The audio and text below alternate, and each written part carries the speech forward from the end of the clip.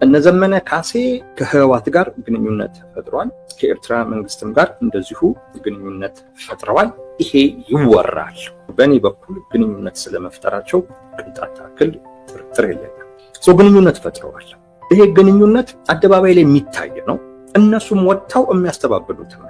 ቅርብ ጊዜ አስረስ ማረ ወጥቶ ከብልጽግና ጋር እንደመስራት የአገር ክህደት የሚባል ነገር የለም የሚል ነገር ተናግሯል። አስረስ ማረ ሊገነዘበው የሚገባው ጉዳይ ከብልጽግና ጋር መስራት ግዴታ ነው። ኢትዮጵያ የምትባልን ሀገር እየመራ ያለው ብልጽግና ነው። ኢትዮጵያ ውስጥ ስላለ ጉዳይ ያገባኛል ባለቤትም ነኝ የምትል ከሆነ አብረህ መስራት የግድ ይሆንብሃል። ከኤርትራ መንግስት ጋር መስራት፣ ከብልጽግና ጋር መስራት አቻ አድርገህ እንደውም ይሄኛው ነው የበለጠ ማለት ምን ያህል ምክንያታዊ ሳይሆን ስሜታዊ በሆነ አይነት መልኩ ፖለቲካን እንደምትረዱት ከማሳየት በስተቀር ሌላ ምንም ትርጉም የሚሰጠው ነገር የለም። አንድ የፖለቲካ ስብስብን የሚመራ አካል በዚህ ደረጃ ከሆነ ፖለቲካን የሚረዳው እውነት ለመናገር በቃ እዛ አካባቢ ላይ ፖለቲካ የለም ማለት ይቻላል።